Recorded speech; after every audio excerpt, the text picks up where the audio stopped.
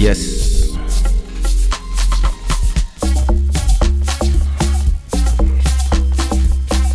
Yes. Welcome to Club Shada episode number 190. We are 10 episodes from 200 episodes. That's crazy. That's crazy. We are streaming live on Facebook, YouTube, Twitch, and Twitter. Interesting. I'm testing stuff, but I don't even know. I don't even know how it presents itself on Twitter. I'm not gonna check. Listen, wherever you're listening from, come to YouTube, Kaysha.tv, and so it's very interesting. First of all, let me start with the intro. Then I will tell you my problem. This show is brought to you by Shada, the gods of good fortune. Thanks to all the new subscribers. I hope everybody is feeling great. I hope everybody's in good spirit. Welcome everybody. The Shada, where you can find a great t-shirt like this one. This one is named, what's the name of this t-shirt? I forgot the name. I think it's Trump and Kim, or Donald and Kim.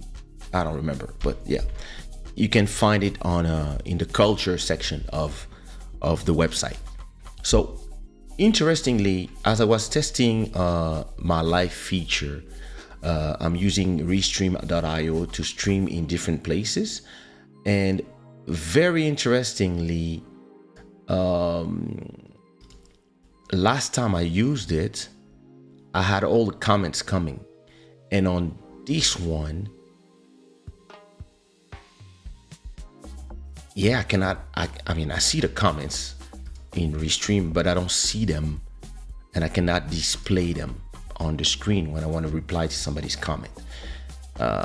So I was saying to myself, maybe I should just restart the show, or I was like, you know what?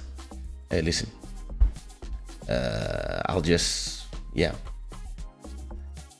do as I do. So something interesting that I can do. First of all, thank you, Siren des Îles, for 10 Canadian dollars. Thank you so much for supporting the show. You are still the stream royalty for this month of March with $47 of support. And also everybody, all the sponsors of the show, thank you so much for supporting Club Shada all the time. I think something that I'm gonna do, which is a little dangerous because you never know what people put, but you know what, it is what it is. What I'm gonna do is I'm gonna add the Restream chat as an overlay so that we can see the comments from the people coming from Facebook, from and the other platforms. And we're gonna do it like this for now, because if I wanna have everything back, I would have to turn this off and start again, which is not something that I want to do. And it's all good, you know. You test stuff and you see what happens. That's cool. So if you're on Facebook and you're gonna continue watching on Facebook, put some stars or some rainbows or some unicorns in the chat, and say hi. And same thing on I mean, of course, this show is normally on YouTube. Everybody on YouTube, put me where are you watching from, the flag of where you're watching from, and what time it is where you're watching. Here in Portugal is midnight and 50. You know, it's the late night thing. Same thing on Twitch. Same thing. Listen, I don't even know if it's coming from Twitter or arriving. I have no clue. So I'm gonna do a chat overlay. Give me a second. So I just put that chat.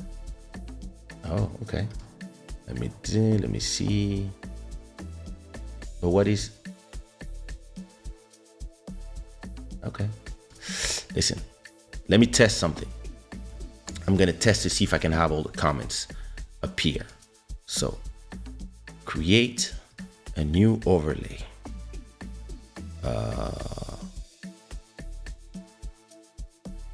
There you go. New widget. Enter the name of the widget. Chat box. And then I will put this in there. What size do I want? I have no clue. 190. Okay, I'll try this. And keep it running. Add the widget overlay. Oh, oops. This is too big. Oops. All right.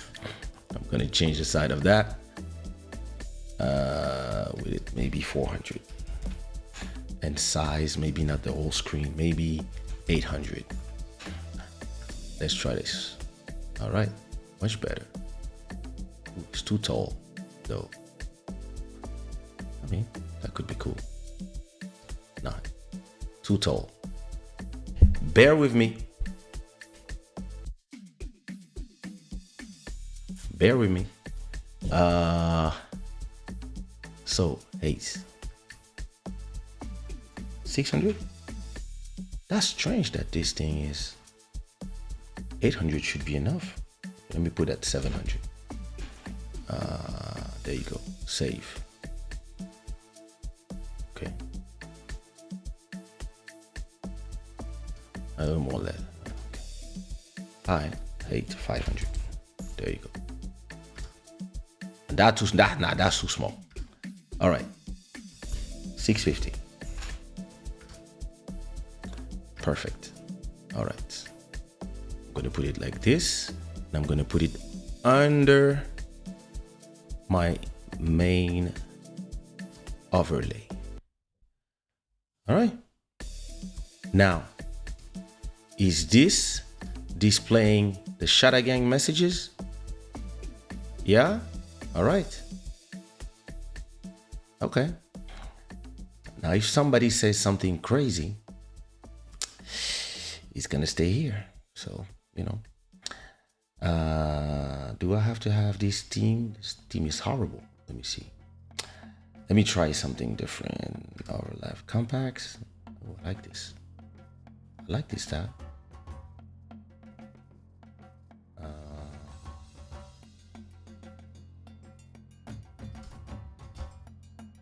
Wait. Background opacity. Let me put it down to 30%. Chat background opacity 30%. Chat background opacity none, I guess.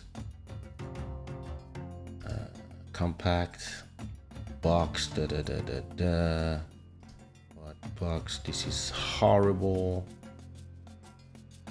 Default compact. This is horrible. Default is yuck. 8 bits is horrible. Which one was I using just now? Overwatch boxed. Oh my god, it's a nightmare. Who designed these horrible things? I was using one that was Fortnite. Oh my god, what a nightmare. Overwatch compact. I'm gonna use that one. I'm gonna use this one that I'm using. Yes, default, compact, default. All right, that is. Let me use this one. All right.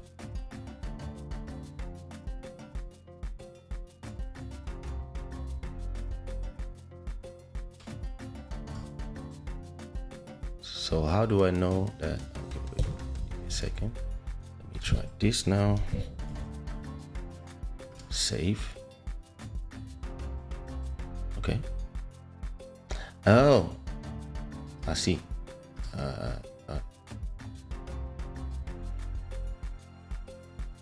Oh, it changed how it looks. Let me see. Chat overlay. Message background opacity. 70% is perfect.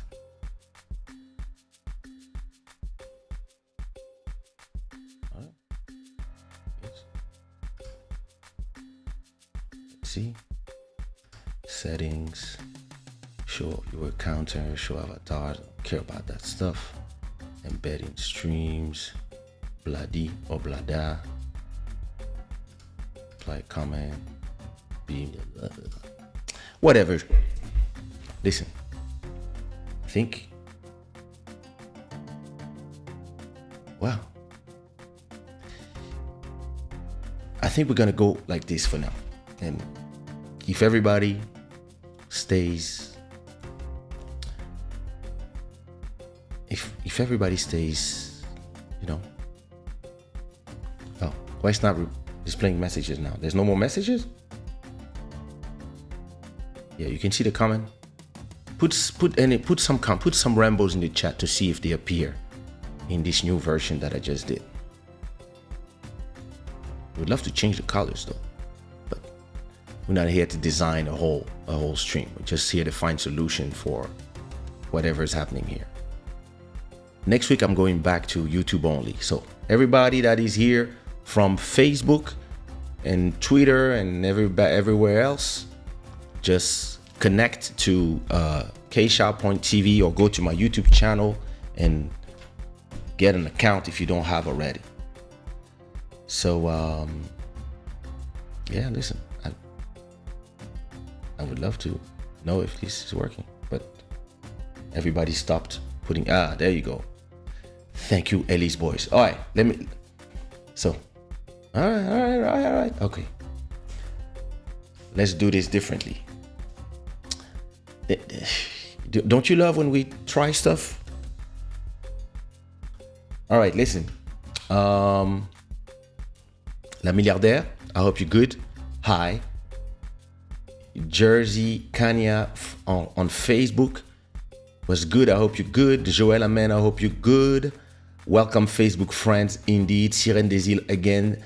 Thank you for $10. And I hope you're good too. Jujuzan, I hope you're good. Artist, musique en nous. What it do?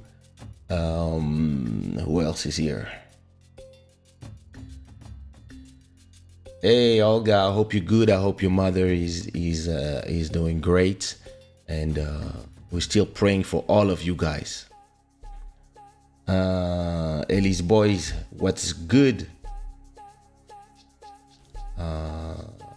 The API from Facebook, Twitter, and Twitch don't allow Ecamm to pull the comments. Oh my god! At least they could pull the Facebook ones, so I could display them. But you know, it is what it is. I mean, the chat like this is okay. I might just put my camera a little more on that side, so that, yep.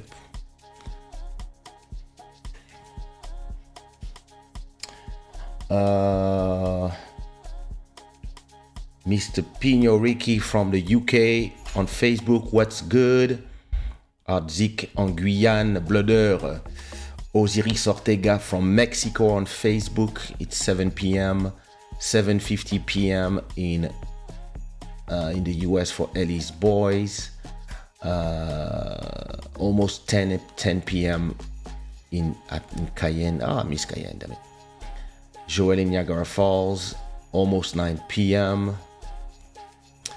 Yes, vraiment, c'est un chat canadien. No, look, Gooby is in Munich. almost 2 a.m. in Munich, in Germany. See? Oh, Dalia MTV. Thanks for being here.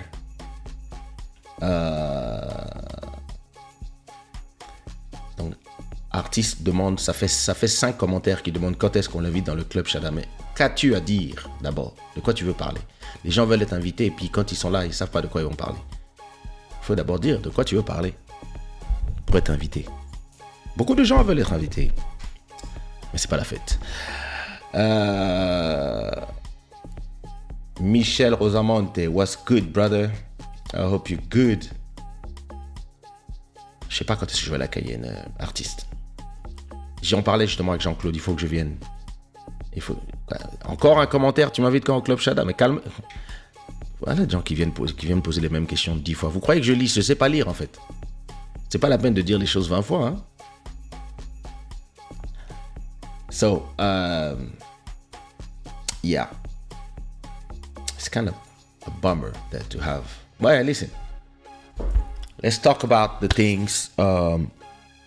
So tonight I wanted to talk to you about a few things. I wanted to tell you an interesting story actually of something that I guess, you know, intéressant rock music. Oh non, on en parlera. So that's beautiful. You know, the first time we did Club Shada on multiple platforms, the platform that had the most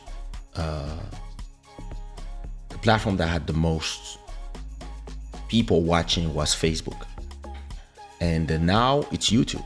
So that's beautiful. We built our own community. And listen, everybody watching from Facebook, I would love for you to come and join on the YouTube channel. That would be great. But you do how you feel. You know, I don't know why I have this feeling that I want to change the colors, improve communication by creating reply comments. Hell no, I'm interested in doing that. So, you know, let's talk music. First, listen, I'm not even telling you how my week went. My week went well, you know. Back from Brussels, been enjoying the kids, starting to work already. I'm already recording. I recorded the first song of my next album, so that's for 1 or 2 years from now. But I started recording. I even recorded one track for Malcolm, and I'm gonna record some tracks for Makita, some tracks for Lil Maro, a few collaborations here and there. You know, because it's time to get things moving. I have no clue of what the people on Twitter are seeing. Let me go on Twitter and see what goes on in my profile.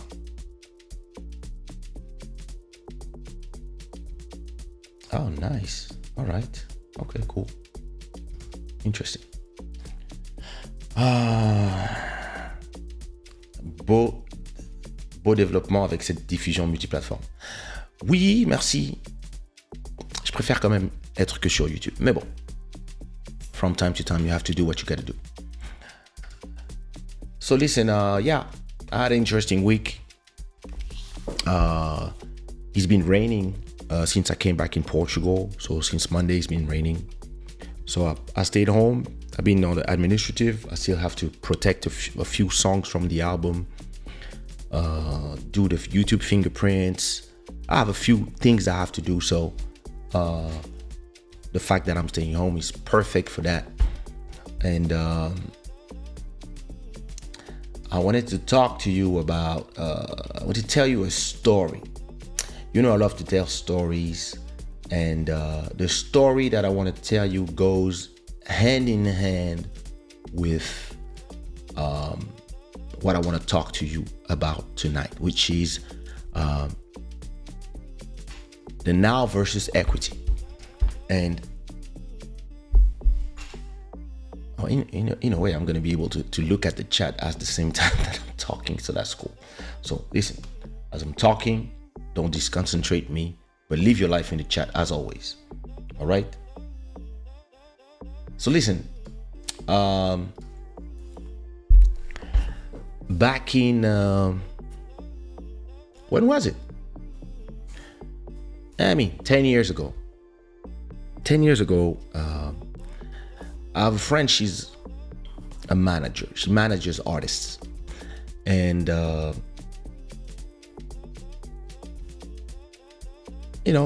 she doesn't take a lot of artists.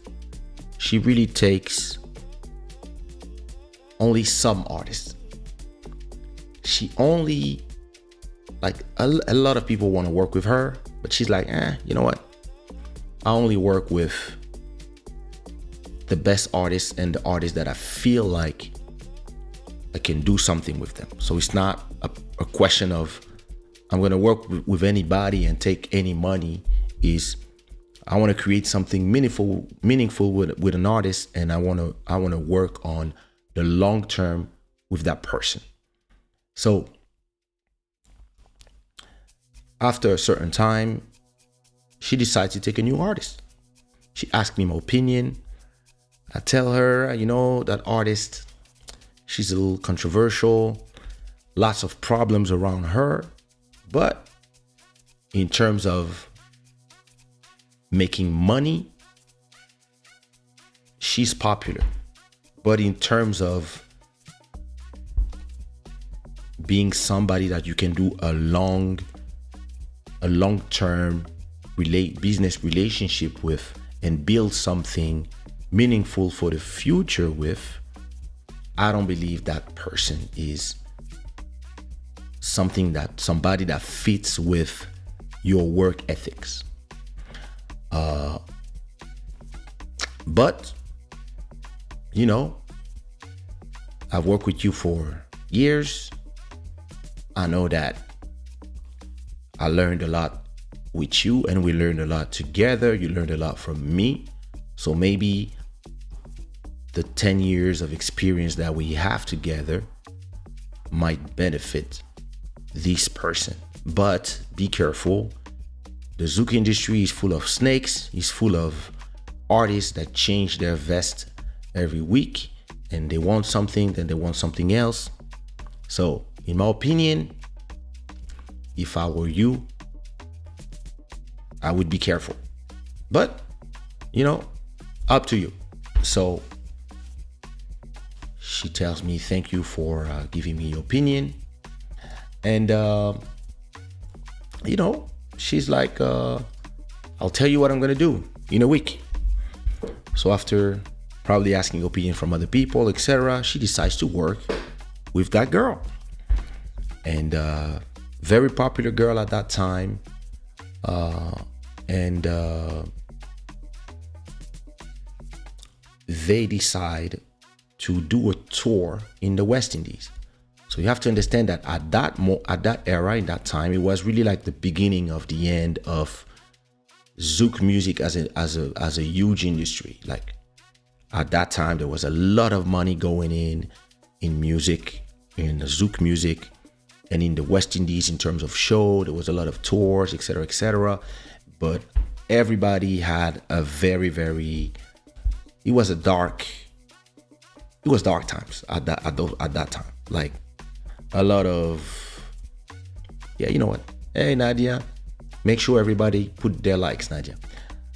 So it was a time where I was really feeling that this industry was not going in the right place, and that most people were,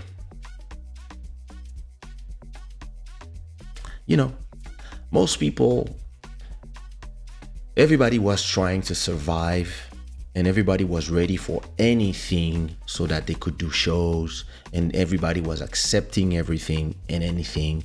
And I believe that was to the detriment of the value of the Zouk music industry as a whole. But that was just my opinion. Everybody else seemed to be happy with this, and it really seemed like a crap barrel. And for me, I was like, hey, I don't believe this is a great marketplace for artists to build careers, because it seems like everybody wants to be in the West Indies all the time. Nobody wants to leave their place. Everybody's scared to not be there. Everybody believes that if they're not there, they're gonna lose something. And this create a marketplace where, because the promoters know that you want to be there and you are ready to accept anything to be there, and you are there all the time, your price falls because the market doesn't need you. You need the market. The fans, they see you 10 times, 30 times a year. So they don't yearn for you. They don't feel like they miss you. And the promoters, they're like, hey, if you don't come, I can have that one, and I can have that one, and I can have that one. And those ones are singing for free. Those ones are singing for 300 euros. Those ones are singing for 500 euros, blah, blah, blah, blah. And it devalues the market of everybody. And when you have an amazing band like Karimi coming from Miami to perform on one show, they're gonna pay them 10K. But you come from Paris, but because you are all there fighting to be there, and they know it, and you are ready to kill each other so you can perform, then people will pay you 300 to all sing, all 10 of you, on plateaus in every small city around the islands. And it creates a market where everybody's there, everybody's always there, and everybody's doing everything to never not be there. And they are ready to sing for free or for very little money, as long as they are here. So, I don't know, Joel. I don't think so. I only see Facebook and Twitter. So, yeah, it creates a marketplace where, listen, I should put Twitter in there so I can see the Twitter comments. Interesting what you said. I see your Twitch comment, yeah. But the Twitter one, let me see.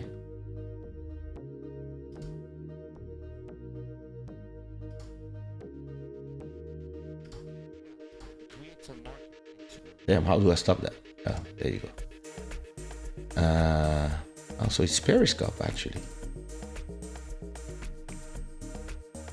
No, I don't see your. I guess they appear like, oh, I see. Okay, late night stream now. Yeah, I see your comment, but they appear as tweets, so I don't need to really be there. So yeah, as I was saying, so this was creating a marketplace where, because everybody was working with the same management, because everybody was working with the same management company, more or less, everybody was actually in competition with one another, but there was a big conflict of interest, because the same person that was supposed to be fighting for your best interest was also working for your direct competition, which was every girl that was doing the same thing as you. So if they could not convince you to do a show for 300 because you wanted 1,000, they would tell you, okay, if you don't do it, that girl that you hate, she will do it. Or that girl that wants to take your place, she will do it. And that's how a lot of artists ended up being frustrated and being in a marketplace where it was not possible to build something. And artists like me and my management, we were on a completely different strategy. For us, it was not be in the West Indies at all costs. It was be in the West Indies if we get paid our price. All we understand is the holidays, there's a lot of competition. Okay, listen, we can remove a little bit from our price, but we will not go under 1,000. But we're trying to get to 1,005, 2,000, whatever. But we will not go and sing for free or for promo or whatever. We're not into that. And the thing that I built was a network of promoters and bookers all around the world. So I could do shows in the US, I could do shows in the West Indies, I could do shows in South America, I could do shows in Africa, I could do shows in Belgium, I could do shows in Portugal, I could do shows in Switzerland, I could do shows in so many different places that I was not feeling the pressure to be in the West Indies because I could be anywhere else. I could be in Angola one summer, Mozambique another summer, Atlanta another summer, Lisbon, Cape Verde. My market has always been so big that I was not in this place where a lot of these artists were stuck, forced to be performing in places that maybe they didn't want to be, but they had no choice. So at a point,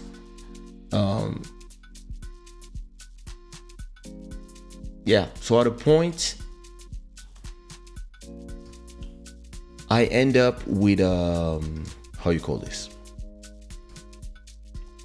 Sorry, I'm just making sure that everything is fine for everybody. Yeah. If everything is fine, put a unicorn in the chat. So this was the marketplace at that time. And the marketplace was a nightmare. Actually, 2007 was the last time I did a show in Martinique, Guadeloupe, Guyane.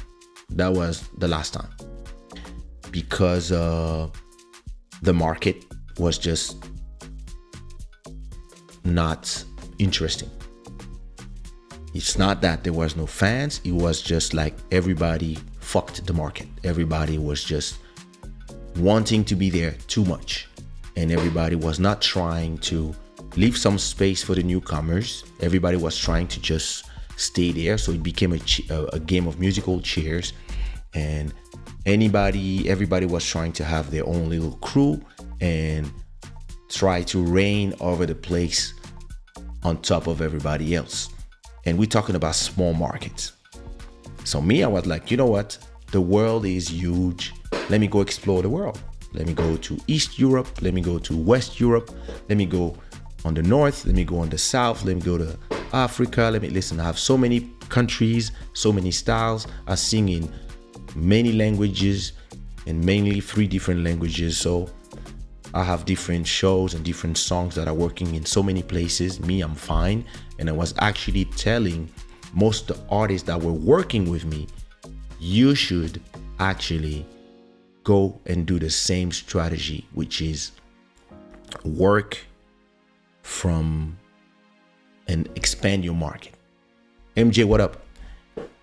So when that girl came into our crew, my manager told her, listen, this is how we work, and this is all the stuff that you've been doing. This is not how I work, and we're gonna do a tour in the West Indies, but instead of doing, so listen, fake numbers as always. Instead of doing 30 or 45 shows in the whole summer and perform half of them for free and the other half for 300, What up, Gooby Man? So, oh, 3 unicorns, nice. So, she said instead of doing all these shows for free, for promo, when you don't really need it, and doing a lot of shows that are badly paid, I'm gonna make sure that you do only 5 shows. But at the end of the 5 shows, you leave the West Indies with 15K. And you're gonna just stay there for 1 month. And after that month, you can go on a holiday in Santo Domingo or in Miami or New York or wherever you want. But you're gonna make enough money that, listen, either you pay your rent, you do this, but you're gonna be cool for at least X amount of time. And so she was super excited. She was completely happy to work with professionals, with people who are not treating you like a slave and not being there like Kululu with every other artist. She was like, oh my God, I can't believe I'm now working with the pros. I'm so happy to be in this team, bladi or blada. And to me, it was cool. What up, Malcolm Beats? To me, I was like, well, listen, let's see how it goes. So that girl had her main competition was another girl who was super successful. She was actually the number 1 artist at that time. And that girl was the number 2 artist. Or number 2, number 3. And so the summer where everybody's performing in the West Indies usually is June, July, August. That's really when you can do all your shows out there. And usually what you do a lot of shows out there, and then everybody that's on holiday see you all the time. It makes your song become famous, and once your song become popular, people come back from holidays and it makes your song become popular in Paris. So that was how it worked at that time. And then once the song become popular in Paris, you start performing all around the clubs in Paris. Then you start performing in all the clubs around France. And by the time December comes, you go back to the West Indies and now your song is a hit. So now you get invited to perform here and there. And that's how you make money little by little. But our strategy was different. We're gonna bet on rarity, and we're gonna make you, instead of doing 40 shows to be everywhere, we're gonna make a show. We're gonna make 5 shows, and we're gonna get paid much better for your 5 shows.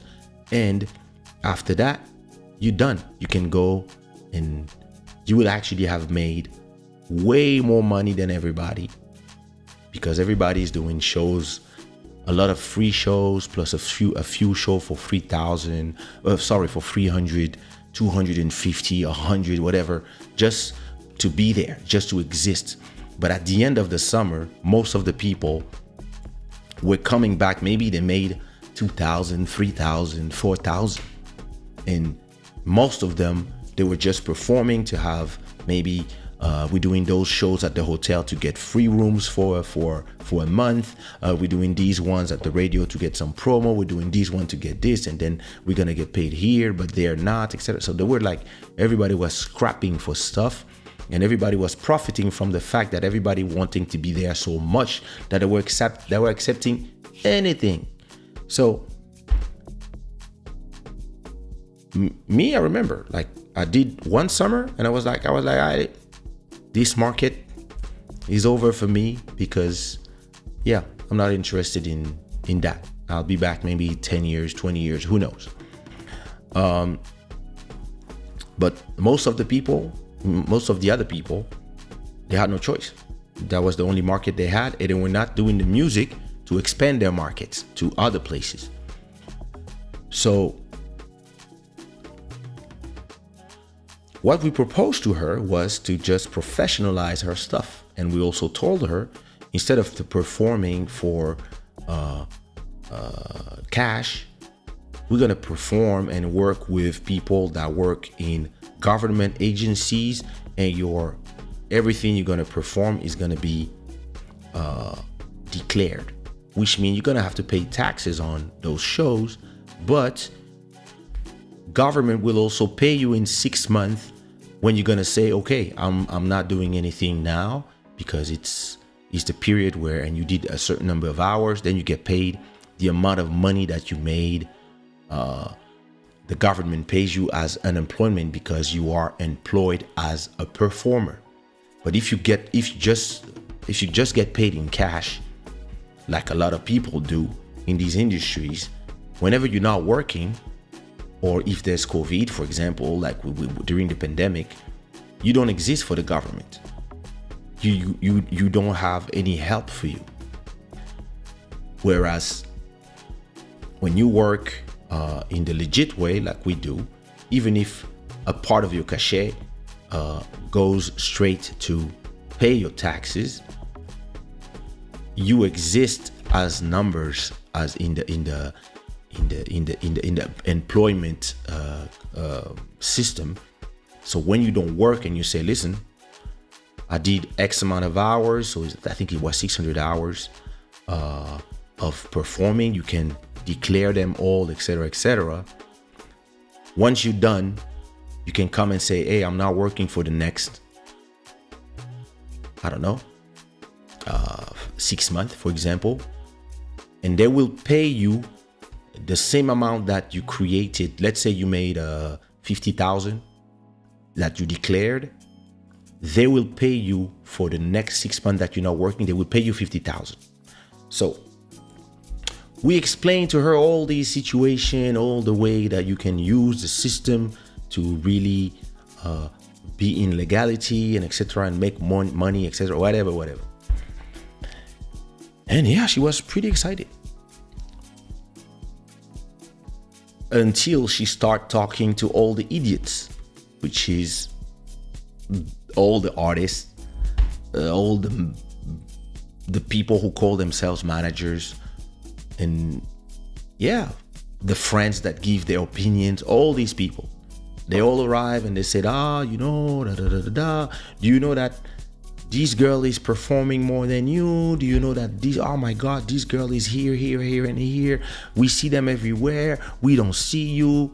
Blah, blah, blah, blah, blah. And instead of explaining to people, yes, I'm going to do 5 shows only this summer, she started feeling anxious, and she started listening to what everybody was saying, which was a big problem with all these artists. They love to listen to the chatter instead of staying focused. And everybody was telling her, hey, you know, this one is performing, that one is performing. Oh my God, this one already did 15 shows. This one performed here, and here. How come we don't see you? And you know, the fans are also there talking, saying, yeah, we don't understand. We don't see you. What's going on? You know, oh, we're going to this place. Oh, too bad you were not there, but this one was there. And oh my God, the number one artist is distancing you because, you know, if we don't see you, you're always going to be number 2 or number 3. The other 2, they're there, they're rocking. So she came to us and she started complaining. Yeah, I'm not performing. Everybody's doing shows and everybody's blah, blah, blah, blah, blah.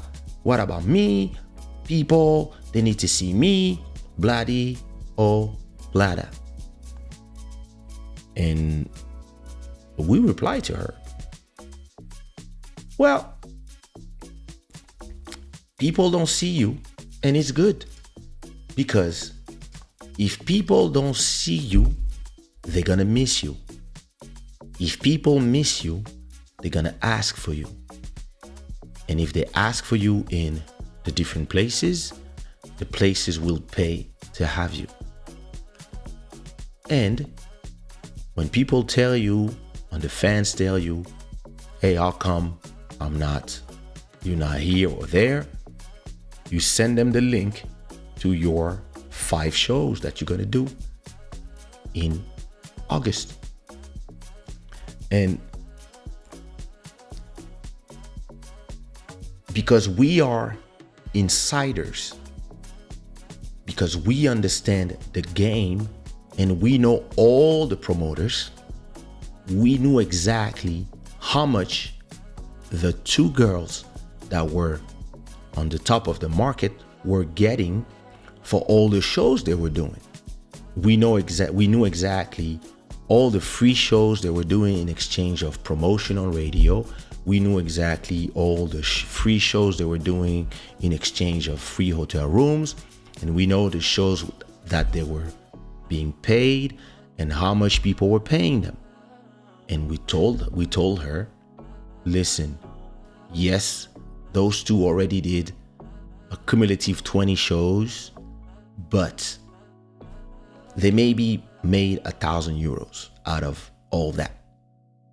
So you stay put and you wait, because in September you will have 15K and you can go on holiday where you want. So people are talking, that's what people will do. What you should do is stay focused and just prepare your show, because instead of doing a lot of open playbacks and shows with DJs in clubs, you're gonna have 5 live shows with bands in prestigious places, and they're gonna pay you good. And we thought it was okay. We thought that it was enough for her to understand, because we explained to her the business. But it's something that what I was telling my manager, her manager. I was like, those people, they only understand emotion. They don't understand business.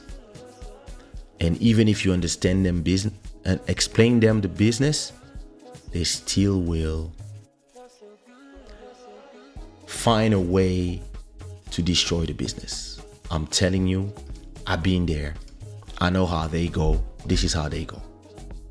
They arrive out of nowhere, and somebody comes out of nowhere, a friend that doesn't know nothing about the business but wants to have conversations about the business, or a family member, an aunt, or their moms, or their dad, or their uncle, or their sister that arrive out of nowhere and says, hey, how come she's not performing? The other 2 are taking the lead. What the hell?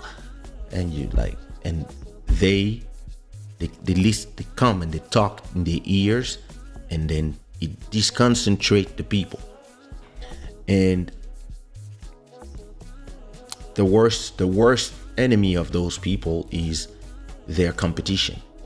The other girls who are trying to take your place, or the other guys who are trying to take your place, who come and say, hey, how come we don't see you? Oh my God, da, da, da, da, da. And then you go on social media. So at that time it was Facebook. You go on Facebook and you see the other artists on the jet skis there while you're in Paris waiting. And, Boa noite, Maria. And she got played by her own emotions, as they all do. And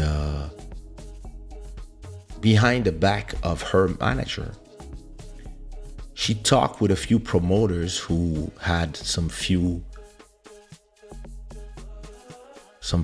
shows for her that were paid. Not that much, but at least she could be on the terrain. She could be there, showing that she's there. And she did a few shows behind the back of her manager. Her manager discovered that she was performing when one of the person that she sold a show to and said, hey, listen, she's not going to do any shows because of you. She's not going to do any show before your show.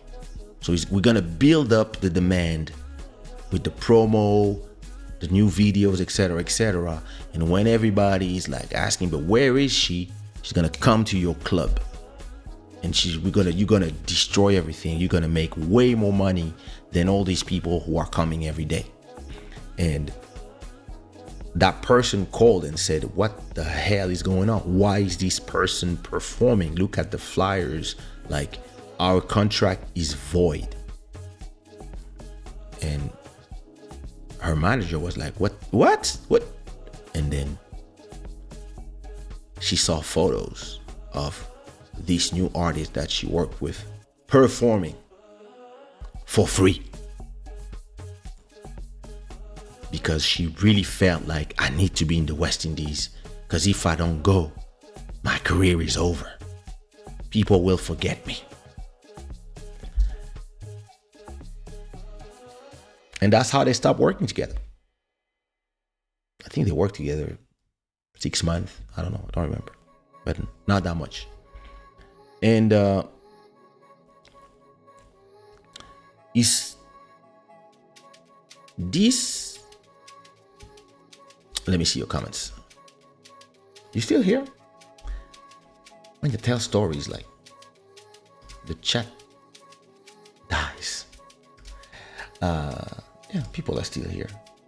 Facebook people, YouTube people, and one person on Twitch. Cool. So,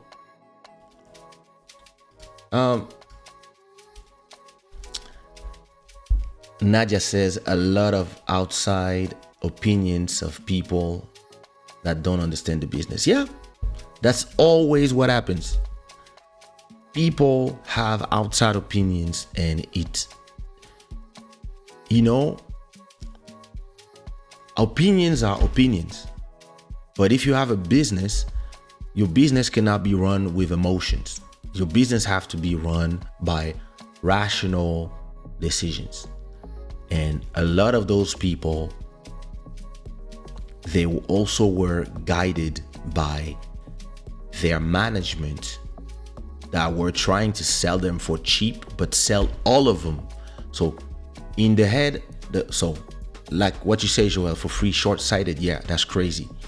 But from the point of view of their management, if you have 10 girls and you manage everybody, not only you make them compete with each other, so everybody's ready to accept lower fare because they know that if you don't do a show, the other girl will do it. And you, when they accept a lower fare, you can still sell them for a higher price and they don't know.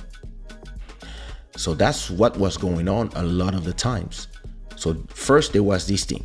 After that, there's the pressure from fame. A lot of people, the fans, they love you and at the same time they hate you because the fans want to tell you that you're amazing and at the same time they want to tell you that you're not better than me. So whenever somebody hears the story of an artist that is fading off, the same fans are going to be like, ha ha ha, where are you now, huh? We don't see you this year. Ah, you fell off already. And this starts touching you because, oh my God, you want to prove to these people that you're there. So you start getting emotional and then you take emotional decisions and then you fuck the business. Most of the time, the opinions can sabotage your business. That's so true. And that's exactly what happened that's exactly what happened in this situation. And the fear of not being recognized anymore for your art is something that makes a lot of artists take bad decisions. And somebody was telling you, even if somebody is telling you, we are building something, if you got used to fighting with the crabs in the barrel, when you start flying with the eagles, you still smell like crab.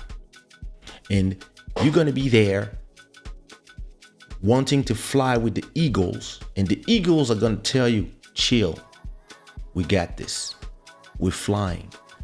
Yo, let's go to Africa, do a show. Let's go here.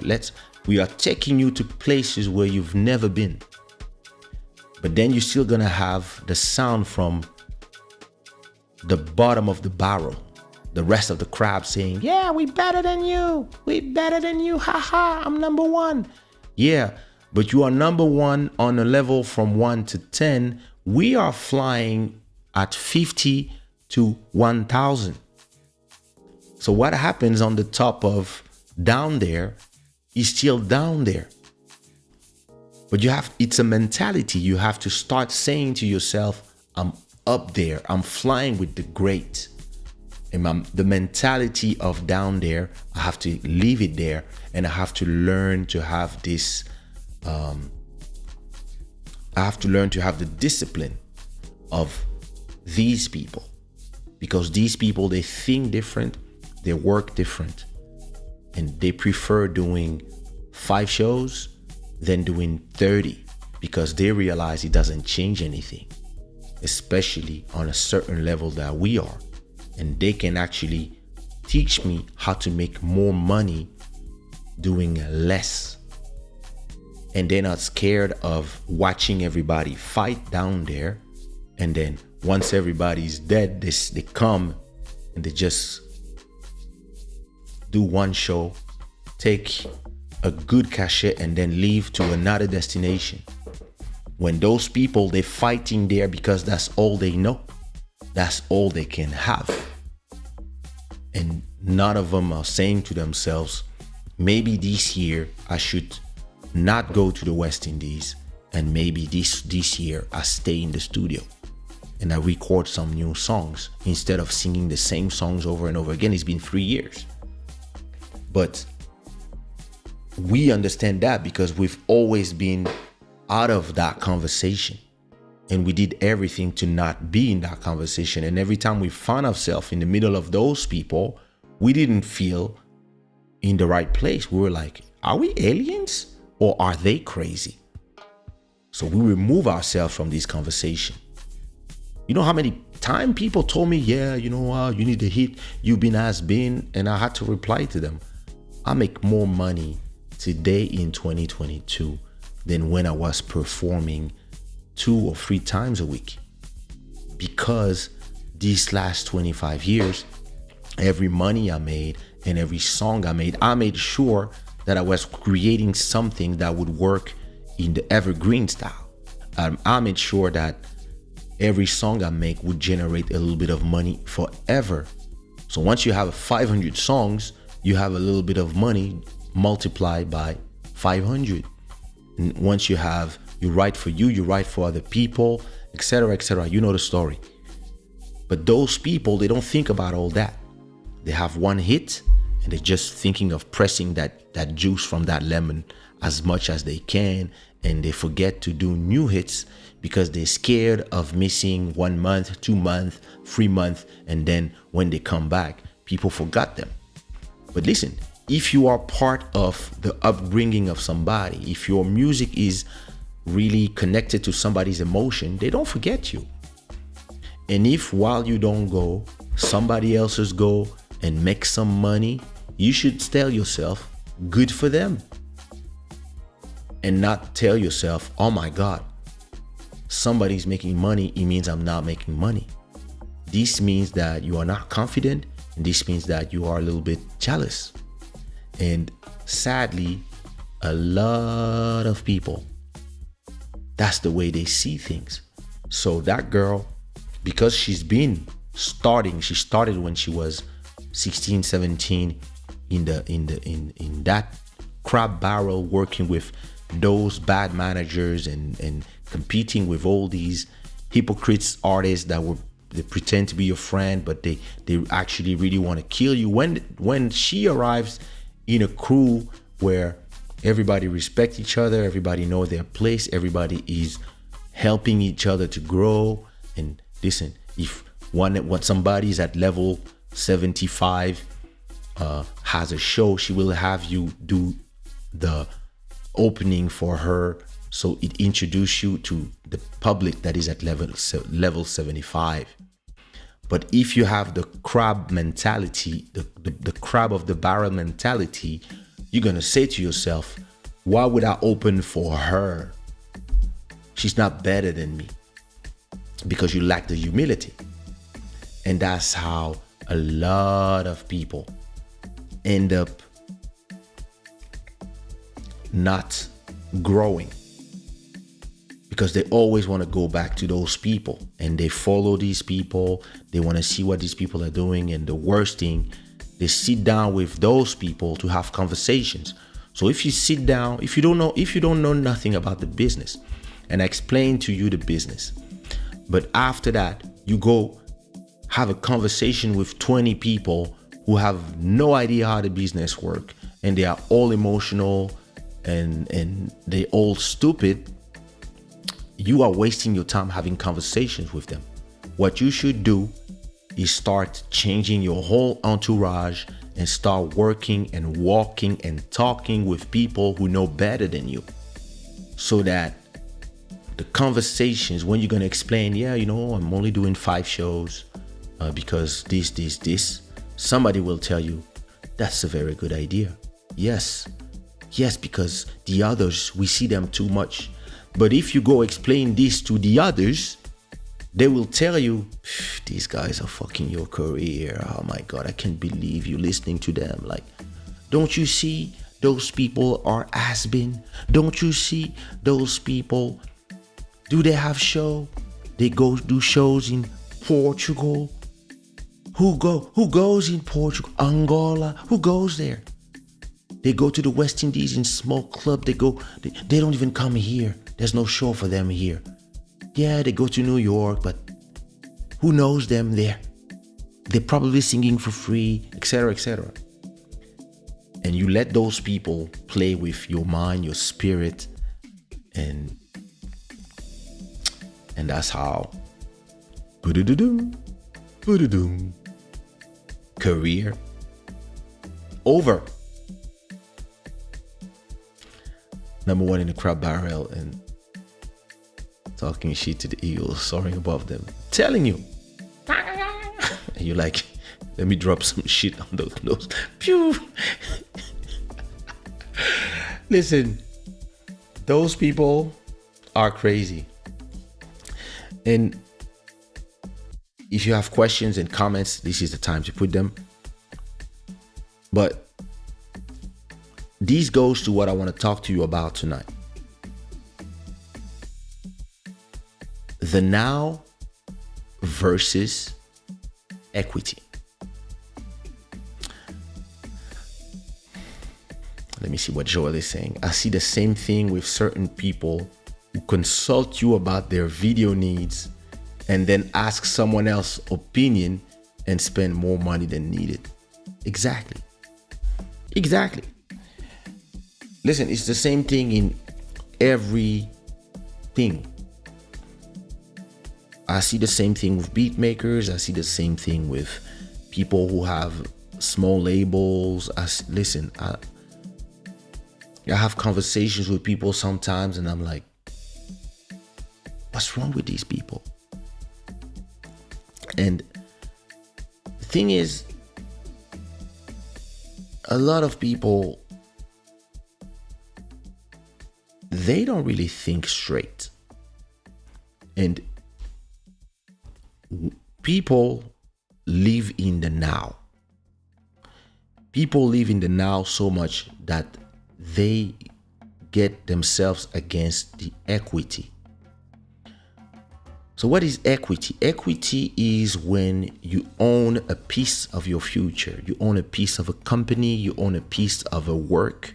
You own a piece of a song. You own a piece of a publishing. You own a piece of something.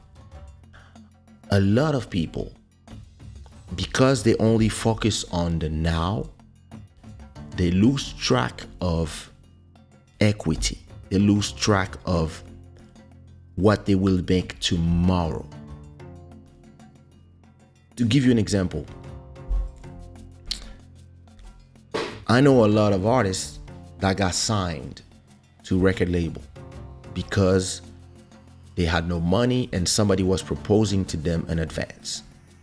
So let's say somebody tells you, hey, I'm going to give you 10,000 in advance, and then after that, I'll pay you 10% on your sales. But I'll pay for your music video, I'll pay for this, I'll pay for that, etc. but then everything will belong to me, but I'll pay you 10% of everything I make. So in the beginning, it sounds great because you don't have to pay for the music videos. You don't have to pay for everything that costs all the money. You don't have to pay for all that. And then they will pay the radios, they will pay the promotion, they will pay the people who have connection to the radio and play your songs, to the people who decide what plays or what doesn't play, etc. They will make sure that you are in the system, and they will make sure that your music video costs enough money and plays on the right TV stations, etc., etc., etc. And then you're gonna make a lot of money from your shows because of the fact that those people, your brand is now visible. So you're gonna do a lot of shows, you're gonna make a lot of money from your shows. Let's say you're 20 years old, amazing, blah, blah, blah, you made it, etc. In terms of royalties, to pay back your 10,000, you don't pay them on 100%. So let's say that person makes 10,000 from your first sales. Your part is 1,000. So once they made 10,000, you didn't reimburse them. You only reimburse 1,000.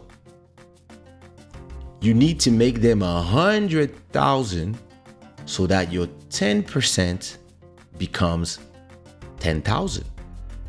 And only now, after you made them 100,000, only now that they don't pay you still, because now they get back their 10,000, and starting now, the next amount of money that they will do, they start paying you 10%. So if you are successful and you make, let's say you make them $1 million, yeah, listen, not only they give you 100,000 minus 10,000, that's 90,000. There you go. Look, I made 90,000 out of my royalties, and I do a lot of shows, and I'm famous, etc., etc. That's beautiful in the now. That's beautiful in the today, tomorrow, next week, next month, maybe in the next 2, 3, 4, 5, 6, 7 years, because you're gonna do more. Maybe your contract has 3 to 5 albums. You're gonna do them all that content. And fast forward to 2022, maybe you signed in 1997 and we are in 2022. 25 years have passed. Your brand has people have moved on from your brand. Your fans are in their 50s and you are in your 50s as well. And the new kids, they are not interested in your music from an old person. They're interested in what the kids are doing. So, yeah. The people who are 16, 17, they listen to the music of the 16, 17, maybe 20, and their heroes are 22. It's normal. But maybe you don't do shows anymore. Or maybe you only do, instead of doing a show every week, maybe you do one show every 6 months. And that's not enough to pay your bills. So what about my royalties from all the songs? Let's say that you recorded 5 albums in all these years and you don't own them. They all belong to those people who sign you. And let's say that we are in the streaming economy. So we don't sell CDs anymore. It streams. Let's say you make, I don't know, 1 million stream every month. 1 million stream generate 3,000 euros. That's the reality of the market. If your contract says you get 10% of the money I make, it means that every time I make 3,000 euros, I have to give you as royalties 300.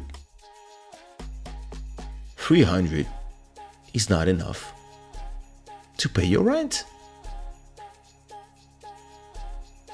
If you owned your catalog, if you owned all your albums and all your music, all your masters, all these songs that you did 25 years ago, in the last 25 years,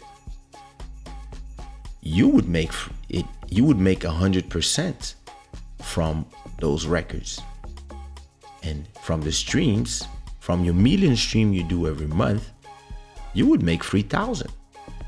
3,000 is enough to pay a rent, groceries, electricity, and even gifts for your wife, husband, for your kids, pay for expenses. So if you get 3,000 every month, plus maybe 1 or 2 show every 2-3 months, plus maybe you're doing something else, maybe you have a YouTube channel, maybe you have a job, who knows? Maybe in total you make 4,000 a month, and you can live. Yeah, you can live good, depending on where you live. Maybe you move to out of the big city. Maybe you move. Yeah, you have a little house in a smaller city, or maybe you went to another country. Maybe you live in Thailand or in Portugal or in Spain. It's a different process because you own equity. When you own what you create, you are you will receive dividends out of what you own. If you don't own equity, you only live in the now. You live in the money that you can make right now, and you're gonna be always running after the money. Always. It's the same thing as making $1 million, making $1 million from a huge song. You make $1 million, and then you buy a car, you go to the clubs, you spend on fancy clothes, etc., but you blow up your $1 million. Once your $1 million is blown up, you think you're gonna make another one, and let's say for whatever reason, you never make another $1 million. You lived in the now, you lived fast, you lived crazy. That was amazing. But you didn't buy a house. If you bought a house, you wouldn't have to pay rent. If you bought a studio, or if inside of your house you use some of that money, maybe you bought a house for 300,000, and maybe you invested another 50,000 to build a home studio, and maybe with the rest of the money you put some on the side, and then you just see what happens. You have equity now. You have walls that you own. So, and it will take value with time, and you don't have to pay rent. So when there's no show, as long as you can buy some pasta and some butter, you survive. Some people, they're gonna make $1 million, and what they're gonna do is they're gonna invest it in the right places. Like right now, you can put $1 million in crypto, and if you put this $1 million in crypto, you will make 2.5 thousand, 2005 every week, guaranteed, every week, from $1 million. So it means from 100,000, you make 250 every week. 250 every week is 1,000 a month. A lot of people, they don't even think like that. They don't even have that information. They just think, oh my God, like I'm not making $1 million. I'm not making 100,000. I'm not even making 10,000. I'm not even making any money. But what I'm interested in, what I'm seeing right now, I'm seeing those people, and they're making more shows than me. And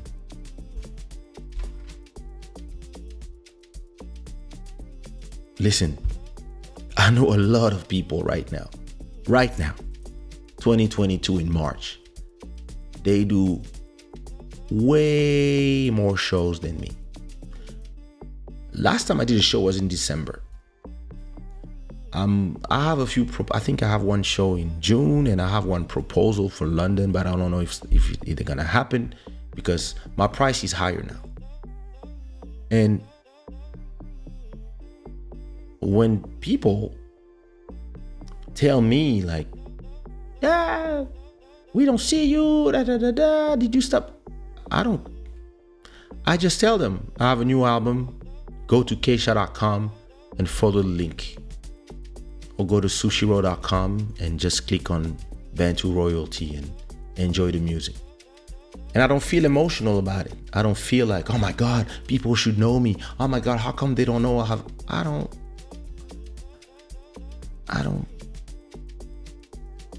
I have numbers. There's 100,000 people that have listened to my new album already after a month. I have the numbers. So I'm interested in those 100,000 people. I'm not interested in all the people that I don't know or who say, oh, I'm your number one fan.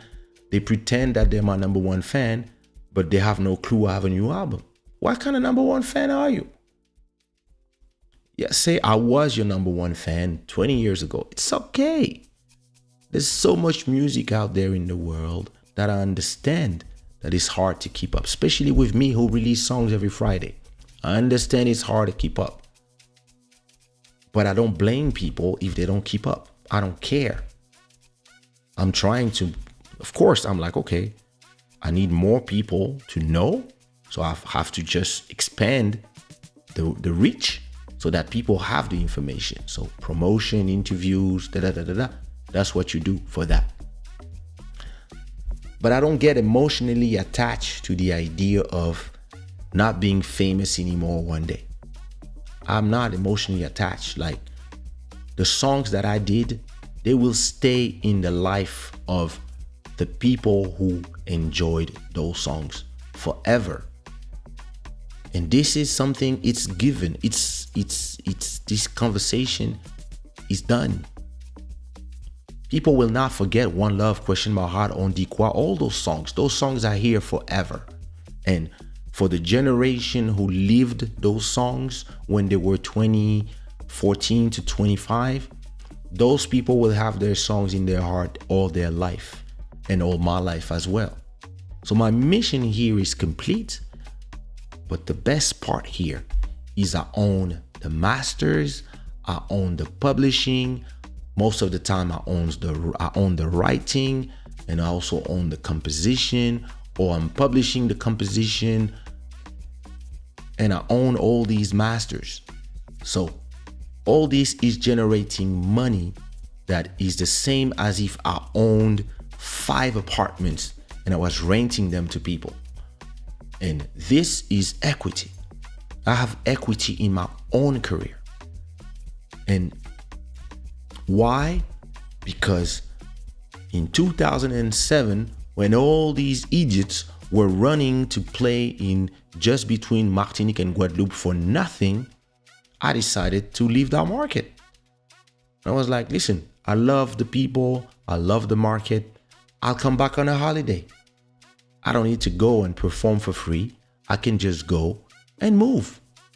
And what I started to do, I start playing in Portugal. I start building my name here in Portugal.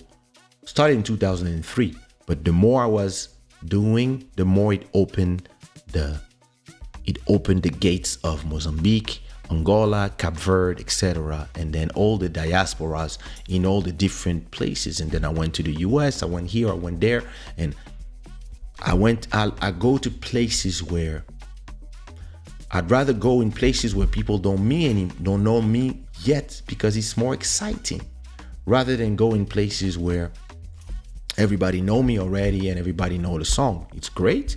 It's an easy show, but it's also great to conquer new places.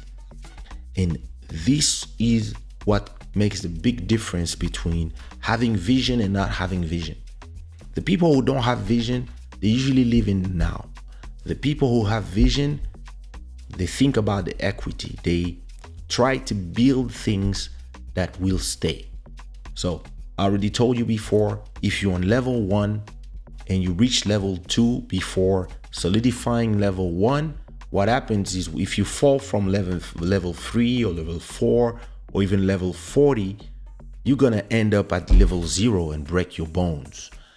If you take your time to solidify level 0, then you move to level 1, then you solidify level 1, then you move to level 2, and so on and so on. If you fall at level 500, you will be on the floor of level 500. And if you maybe you can fall for one level, you will still be at 499. And this, you will stand up at 499 and work again to solidify 500. And it's not going to be something where you fall from so hard that you're done. And this is because you're going to have the force of everything you built the last 25 years that is securing you and being your base. And a lot of those people, they don't build nothing other than fame. But fame is nothing. Fame is like beauty. All this is ephemeral. At a point, it fades away. But those people, because they're emotional, they obsessed with that. And you see them making those mistakes over and over again. I see DJs making those mistakes. I see people on YouTube making those mistakes. I see people, they have a show like this one and they abandon after 100 episodes because they're like, oh my God, it's not generating what I thought. It's not.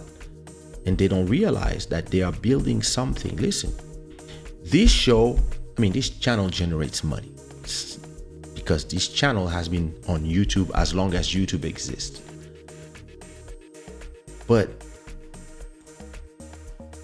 this show itself, other than your donations and the donations of the stream royalty, and the sponsor is Shadaware. So when people buy something on Shadaware, other than that, this show itself doesn't generate that much, but it makes the channel so active that it makes the rest of the people who come to see this show, they go watch some videos, they go watch something, and so the overall quality and money generated by this channel goes up.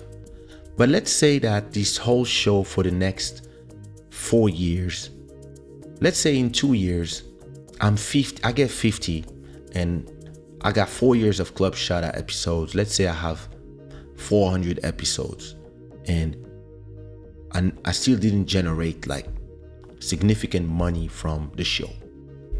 But Netflix want to have a show like this one, and they want exclusivity for this show, and they want to buy all 400 episodes. And they say, listen, we will buy every episode for 10,000. 10,000 by 400, that's 4 million. And boom, done. Perseverance, equity. And you tell them, hey, listen, you can buy the exclusivity, but I still own the show. And every advertisement, etc., it will go by me. It will, and then now you're making money, the real money. This is future vision. And listen, what I realized personally as an artist, as an entrepreneur, as a business person, as a creator, as a visionary, was that the best thing that I could do for myself, in 2010, I realized that, was to move far away from all these people, far away from those people in the barrel and their mentality and the fact that they try everything they touch rots. I understood that my goal was to stay far away from these people. So when I moved to Portugal in 2012, I've been thinking about it and preparing myself for 4 years. But when I moved, it seemed sudden for everybody. And I could hear everybody chatting. I could hear, listen, I receive information from everywhere. I got spies everywhere. And I would hear people. Yeah, he moved to Portugal. Yeah, he went to a poor country because he doesn't have money, because this, because that. And then, yeah, at a point, they start seeing my Instagram photos. They start seeing my place. They start seeing my way of life. And they were like, wait a minute. We thought he was. They start seeing that I left them on the Titanic while I was on my yacht and my yacht.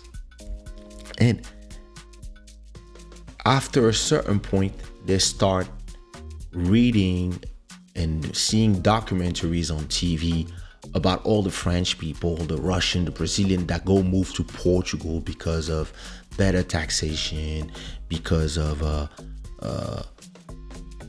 1,000 euros feels like 2005 in Portugal compared to Paris, etc. And you can do more with the same money because food costs way less. Apartments, you can have an apartment like this one, which is 100 meters square, for the price that you would pay for a 40 meter square in Paris. All these things and the quality of life, they start to realize after 10 years. Only like last 2 years, everybody's like, oh my God, he was right. Oh my God, he has foreseen the fall of this empire out there.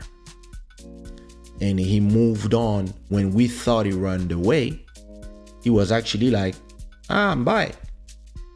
Let me go build something out there and let me go build something on the digital realm where I don't need to be anywhere. Listen, I could move my whole family to Thailand tonight.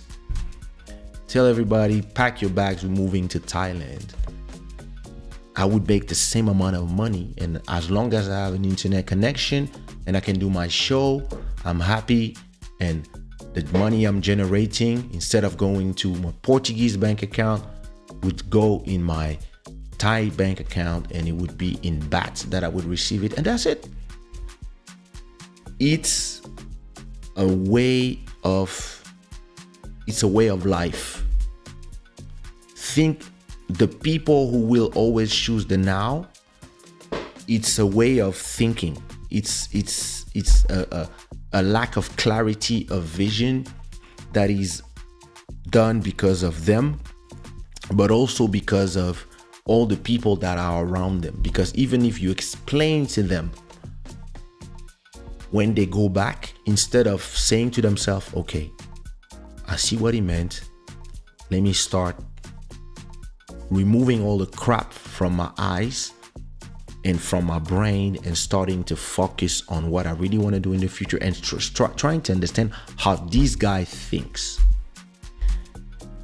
Instead of doing that, they go back exactly to the people who put crap in their heads, and they start wanting to have conversations with those people. One of my good friends, Peter, who lives in New York, told me 10 years ago, what you need to do, Kaysha, is sit down with people who are on your level of thinking. You have to sit down with the Mark Zuckerbergs, the Elon Musks, the P. Diddy's, the Dr. Dre's. Like, you have to sit down with people who you're on your brain level. Those people, you can have good conversations with them, because what you've been doing for the last 15 years is be on the top of the barrel talking to people who are in the bottom of the barrel. And then you've been going up and up and up. And at the point you talk to them from the sky, and all they do is tell you, you're not better than me, motherfucker. And they're trying to shoot you down. And what you should do is start understanding that you need to be sitting at the right table with the right people, and you need to start cleaning up your entourage. The people who don't think like you, the people who cannot evolve to be on your level, they are crabs. They belong down there in the sand. They're not the Shada gang that you have to be with. And once I realized that, like, that was a powerful conversation for me, because when you are humble, you tend to see yourself like the others. You're like, no, you know, they can change, they can understand. I feel like I don't want to leave them behind. They are my friends, they are this, they are my colleagues, blah, blah, blah, blah. But those people will make you understand. No, they're not your friends. There are people that you have to move away from, because they will always drag you down or be jealous of you, etc., etc. Now, be around people who think like you, or people who think even higher than you. Maybe you are at level 500. Sit down with people who are 600, 700, 1,000, 5,000, and see what you can learn from these people. Maybe this will empower you and inspire you to go from 500 to 1,000. Because if you talk to people who are at 20, there's no conversation to be had with those people for you. All you can do is give them advice, and maybe they will understand half, 10% of what you're saying. Because everything you talk about that happens in level 20, it's interesting for them. They're like, oh my God, that's so amazing.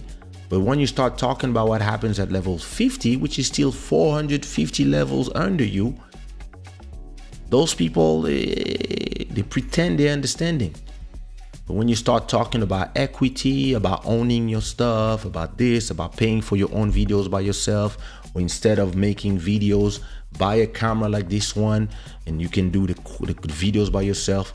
Learn programs like Final Cut to start shooting your own videos. Look at a lot of videos and mimic the editing. Start being a one-man operation.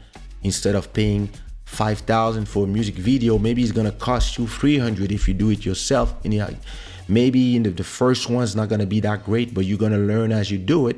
And maybe after 10 videos, you're gonna be able to do videos that you used to pay 5,000, but you're gonna do them for 1,000. Because you will understand that if you already own the camera, you own 1, 2, 3 lights. That's all you need actually.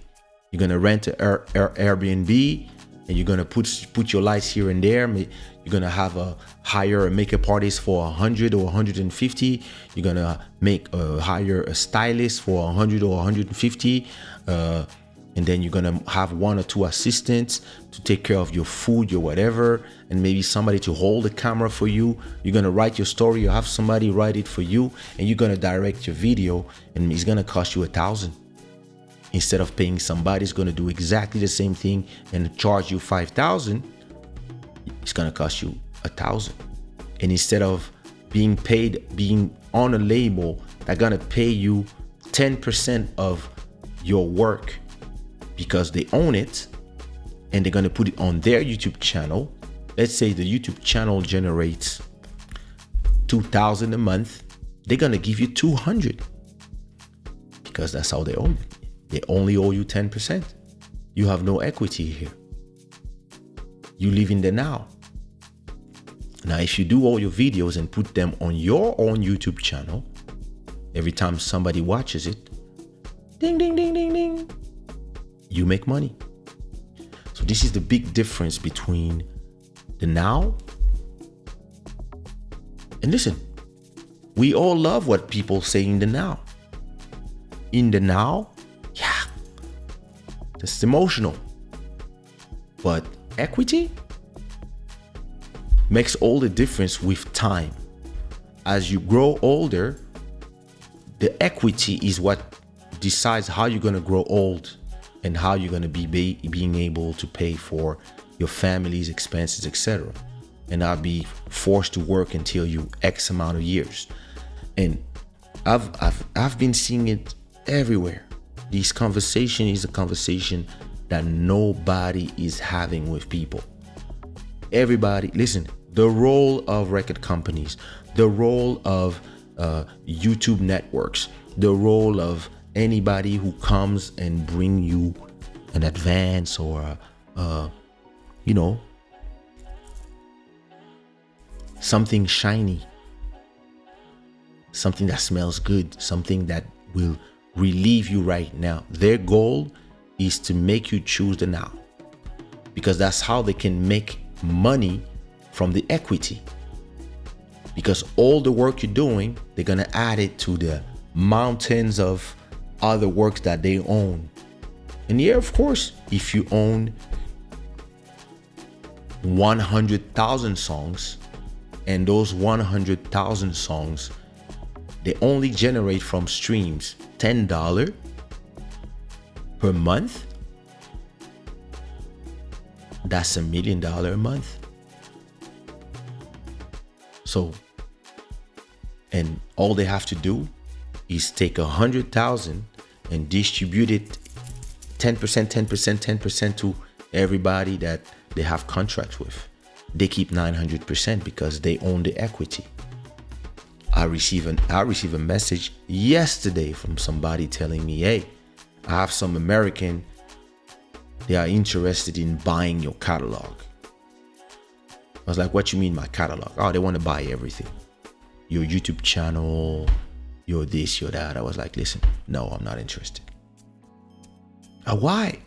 Because I'm not interested. Unless you give me 5 million, 10 million, I don't know.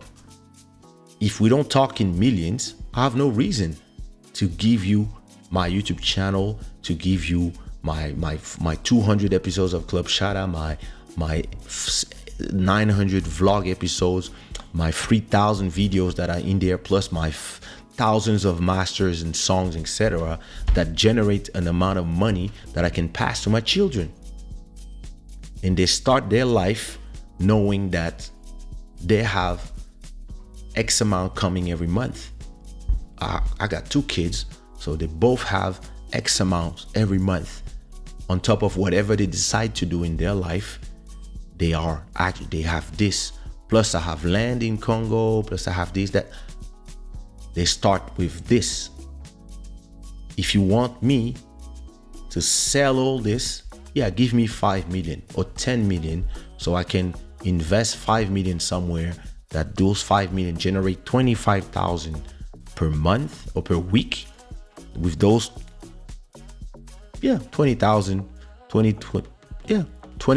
per week. I know how to do it if I had 5 million or 10 million.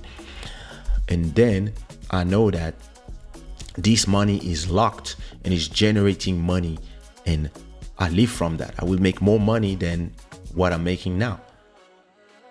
But other than that, I don't see no reason to take, let's say, we are willing to give you 300,000.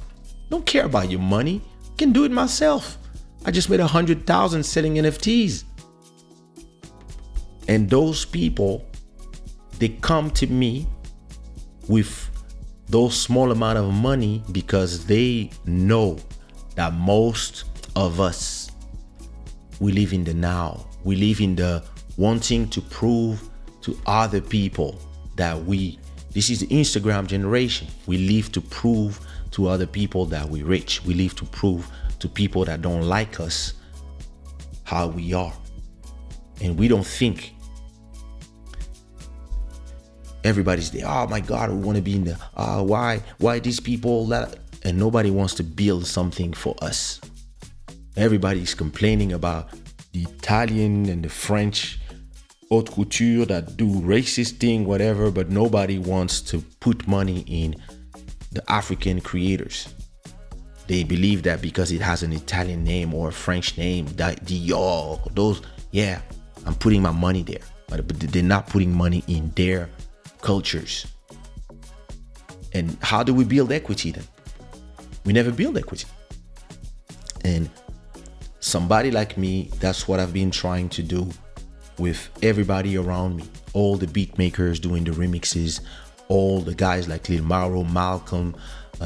I'm teaching them how to think like me, how to start thinking of the equity, the future, not the money we're not doing right now, but the money we're gonna do in 10 years from the work we're doing today.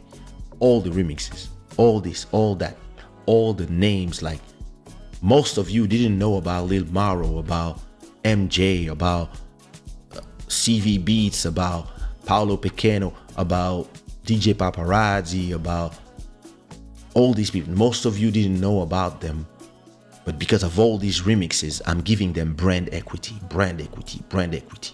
At a point, all of them will start doing their own projects. And I will come and sing in a few songs like I do with Malcolm or Lil Maro. And then they will own these songs and they will start building their own catalogs. When we have enough catalog, when we have enough YouTube channels like Dahlia MTV, Joel Amen, Mountain of Inspiration, MJ, my channel, Bodhisattva, all these channels, when we have maybe 10 times the number of people watching our shows and the public goes from one show to another, and we have, let's say, we generate all of us like, I don't know, 10 millions of views every month. Now we can talk to advertisers, and those logos, they will change every week. But you build that. It takes time. You don't build this in the now. You build this episode after episode, new viewer after new viewer. You build this way. And a lot of people, it's hard for them to realize that because they live in the now and they get emotional.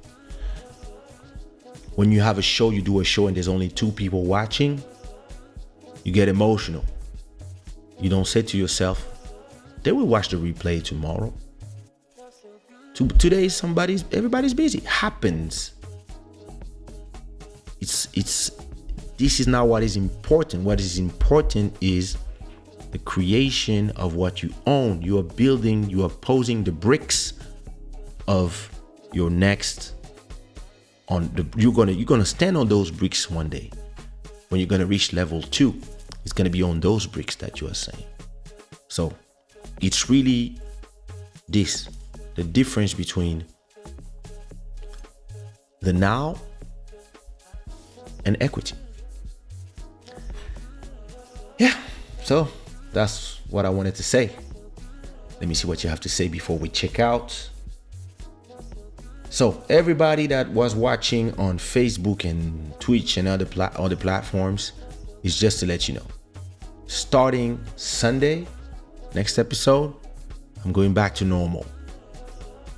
I'm going back to YouTube only, just to let you know, because this whole thing is cool, but I prefer when I'm in my platform of choice. So but it was cool to sometimes to open up a little bit and see if we get new people on new platforms.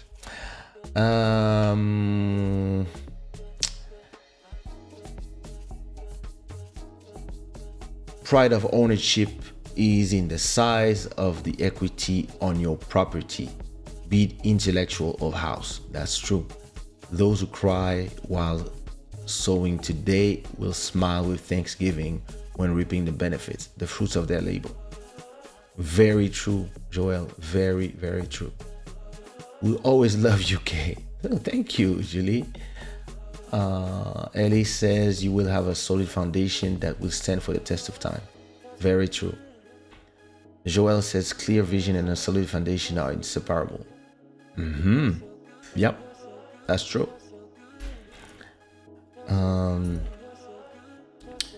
Alice is saying, I saw a saying that said, when you decrease your circle, you increase your value. Yeah, I think I posted that 2 or 3 weeks ago. I remember seeing that one, and I don't know if I saw it or if I posted it on my Instagram, but that is completely true. This is something that I did. Listen, I've been speaking with the same 10 people the whole pandemic. Like, I've been just like decreasing my circle to really like people who matter. Sit down with the Shada gang. Yep, eye-opening conversation. Thanks. At least sell us at 50 million. I don't know if I'm worth that much, but ooh, that would be nice. Once again, goes back to people wanting to keep everything for themselves. They don't want to share the information because they think you get ahead of them. Exactly. You know, these days I see a lot of people going to see some people. I cannot be specific, but I can see that those people who always call me when they want information, they're in a place where they are not opening the door for me. And I know why.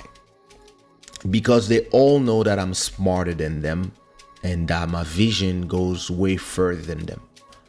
So they're scared of me going and meeting that specific person, and that specific person being like, whoa, how come I didn't hear about you? Oh, you the one, and forgetting about them.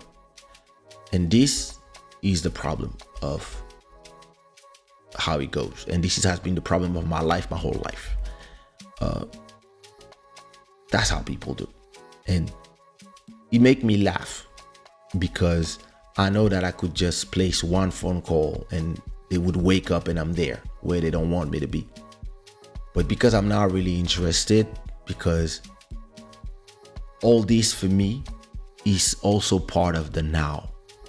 And it's not gonna make me build more equity that I'm trying to do. The things that I'm trying to do will retire me from shows. It will put me in a place where I will not even do Club Shada to make money from it. I will make it to share information, and because it's gonna be a place where I can share my stuff, and I will be able to build a studio just for Club Shada. Those are the things I'm working on. And all these people who are trying to go in those places and not hide it from me, because I see on the socials, but not opening the door behind them and saying, Kaysha, come, you have to be here. This is the place to be. They still believe that I'm interested in the games that they are playing. They still believe that they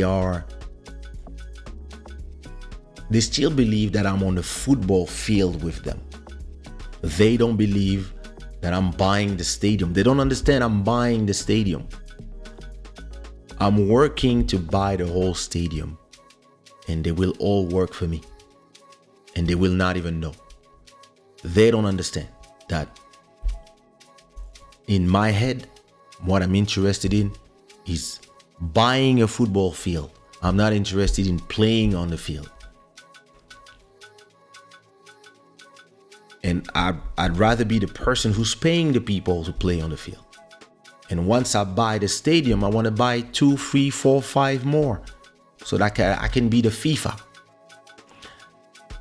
But because those people, other than running after the ball, that's all they know. They don't even believe there's something after that. They see somebody is paying them, but they don't say to themselves, I could be that person. I could be the person who leads all these people. No, they want to be on the field forever. But you're not supposed to be on the field forever. You're supposed to let your son be on the field. My son is 19. That's his turn to be on the field. I have nothing to do there. I'm supposed to be there doing greater things and the ability that I have to generate more and more money from my creations, from the NFTs, and I have to invest that money. I could have spent that money. I invested all that money to grow it into something that I was already doing, but faster. I use it all the money I use all the money I made from NFT to consolidate level 50, 51, 52, 53. Like, it would have taken me a few years to do it, but I took all that money and invested it to gain 5 years of what I have in my vision. And so when I look at them, I'm like, these people will never change. They are so funny. I was commenting this to Buddy the other time. I was like, look at all these people. And Buddy was like, yeah, they don't even understand the things that, and they don't see the things that you see. So I don't blame nobody. I'm not. It just makes me laugh because I see the bottom of the barrel mentality is there. It's always around us, and all we have to do is make sure that we recognize it when we see it.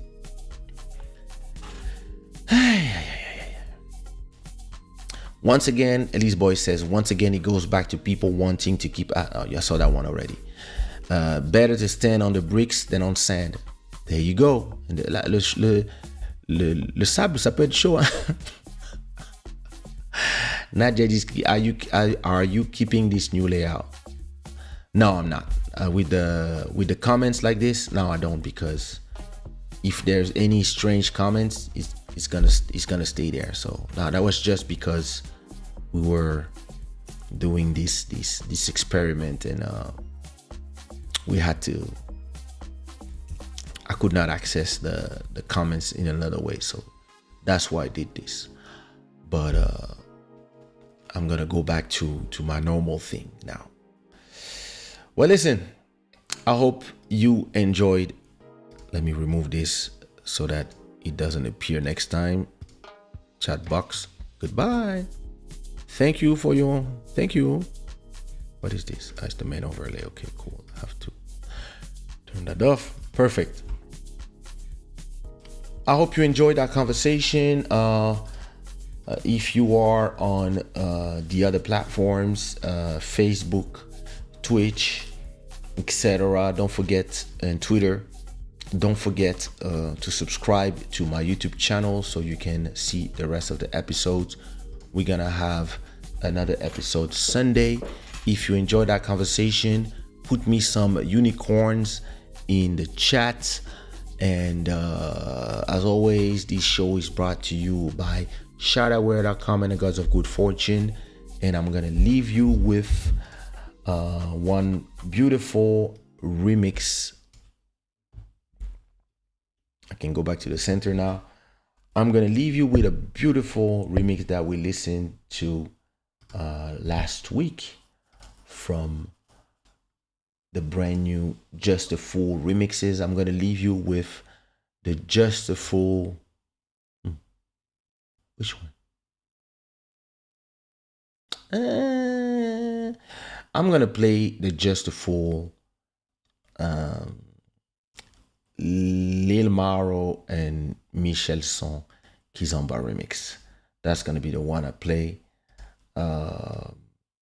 And I hope to see you.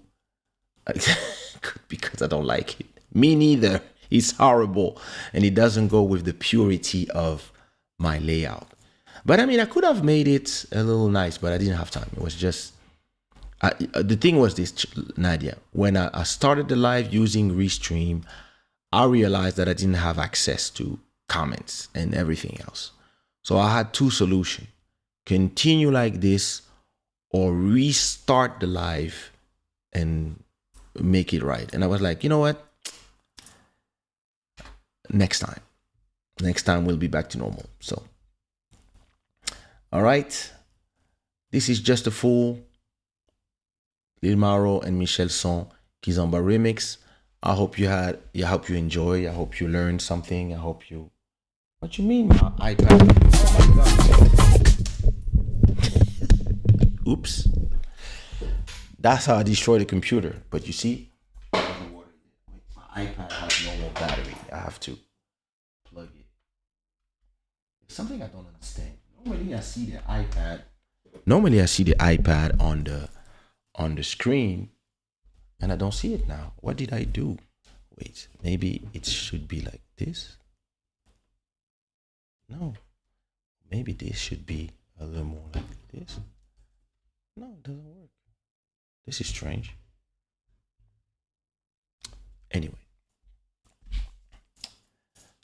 who cares? This. Don't mind me.